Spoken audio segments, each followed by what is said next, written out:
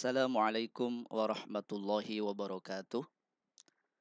Bismillah, alhamdulillah, salatu wassalamu ala rasulillah Muhammad ibn Abdullah wa ala alihi wa sahbihi wa mawalah.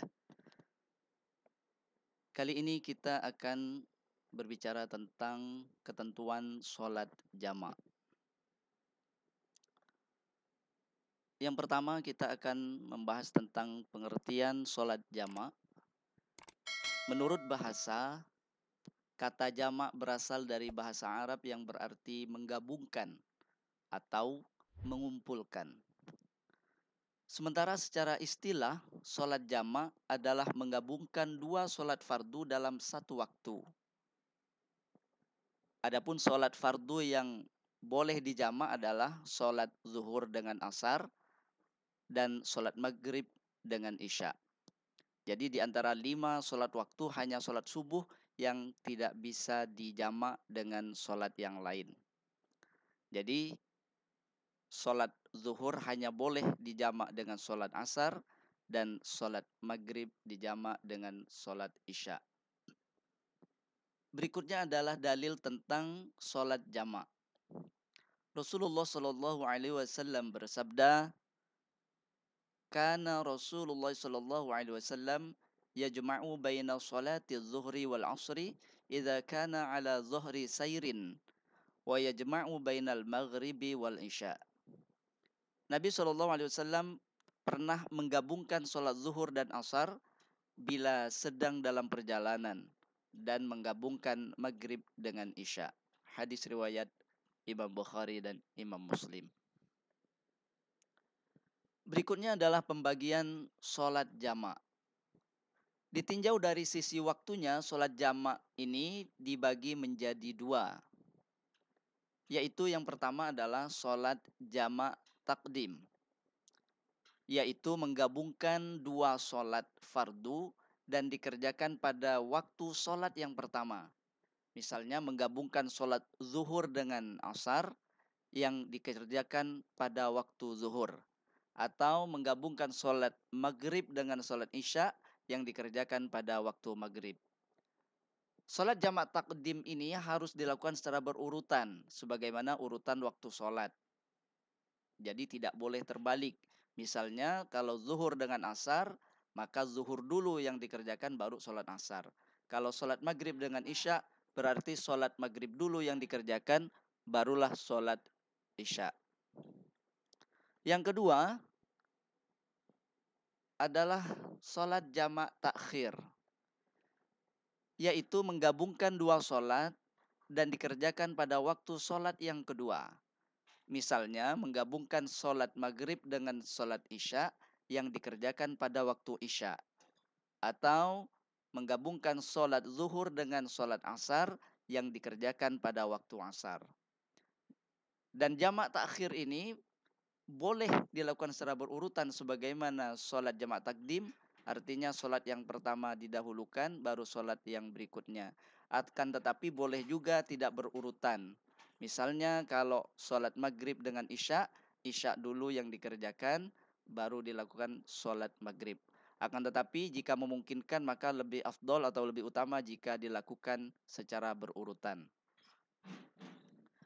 Berikutnya adalah syarat sah sholat jamak.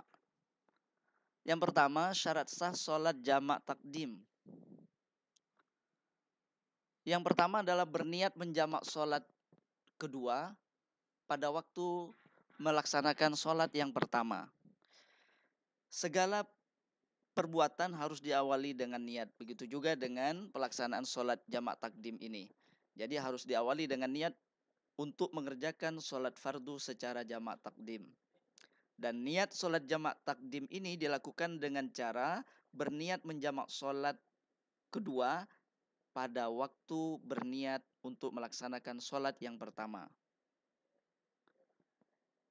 Adapun waktu pelaksanaan dan pelafatan niat ini terdapat dua pendapat. Yang pertama, niat menjamak itu diucapkan di dalam hati bersamaan ketika sedang meniatkan sholat yang pertama. Artinya ketika niat sholat zuhur misalnya, sekaligus di situ diniatkan untuk dijamak dengan sholat asar. Tapi bisa juga yang kedua, tidak pada saat niat, akan tetapi masih dalam durasi pelaksanaan sholat yang pertama. Jadi walaupun di tengah-tengah sholat baru berniat untuk menjamak dengan sholat yang berikutnya, maka menurut pendapat yang kedua ini juga dibolehkan. Kemudian yang kedua, syarat sah sholat jamaah takdim ini adalah mendahulukan sholat yang pertama, baru dilanjutkan sholat yang kedua. Jadi pelaksanaan sholat jamaah takdim ini dilakukan dengan mengerjakan sholat fardu yang pertama. Misalnya sholat zuhur dengan asar, maka sholat zuhur yang dikerjakan terlebih dahulu. Baru dilanjutkan dengan sholat fardu yang kedua secara berurutan tanpa diselingi perbuatan apapun. Adapun waktu pelaksanaan sholat jamaah takdim ini adalah dilakukan pada waktu sholat yang pertama. Jadi kalau sholat zuhur dengan asar berarti dikerjakan pada waktu zuhur. Sehingga sholat jamaah takdim ini menjadi tidak sah kalau pelaksanaan sholat yang kedua itu kemudian didahulukan daripada sholat yang pertama. Kemudian yang berikutnya adalah berurutan, mutawalliyat. Artinya antara pelaksanaan sholat yang pertama dengan sholat yang kedua tidak boleh diselingi dengan perbuatan atau perkataan lain. Misalnya berzikir, kemudian sholat sunnah, dan lain sebagainya. Kecuali untuk berwudu atau sebelum sholat yang kedua dilaksanakan iqomah. Sebagaimana ketika akan melaksanakan sholat. Hal ini dibolehkan. Kemudian yang berikutnya adanya uzur syar'i. Uzur syar'i ini artinya halangan yang dapat menyebabkan seseorang dibolehkan menjamak sholat oleh syariat. Apabila uzur tersebut sudah hilang, maka sholat jamak tersebut berarti sudah tidak boleh dilakukan. Berikutnya adalah syarat sah sholat jamak takhir. Yang pertama, niat sholat jamak takhir dilakukan pada waktu sholat yang pertama. Sebagaimana jamak takdim, pelaksanaan jamak takhir ini juga harus didahului oleh niat terlebih dahulu. Dan batas waktu pelaksanaan niat jamak takhir itu yaitu sebelum habis waktu sholat yang pertama. Apabila telah habis waktu sholat yang pertama dan dia belum berniat, maka ia memiliki kewajiban untuk mengqadha sholat yang pertama tadi dan menanggung dosa atas kelalaiannya. Artinya dia berniat tidak harus dalam kondisi sholat. Misalnya ketika sudah masuk waktu zuhur dan dia berkeinginan untuk menjamak takhir zuhur itu dengan asar di waktu asar nanti, maka ketika masuk waktu zuhur dalam hatinya dia sudah berniat bahwa dia akan menjamak sholat zuhurnya ini dengan sholat asar secara jamak takhir. Kemudian yang kedua, berurutan. Artinya tidak diselingi dengan perbuatan atau perkataan lain. Hal ini sama seperti sebagaimana syarat sah sholat jamak takdim tadi. Kemudian yang ketiga, tetap ada uzur sampai pada waktu sholat yang kedua.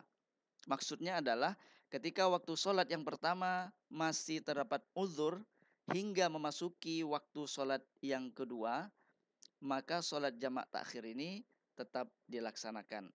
Akan tetapi apabila uzur tersebut telah hilang sebelum habis waktu sholat yang pertama, maka sholat jamak tidak dapat dilaksanakan.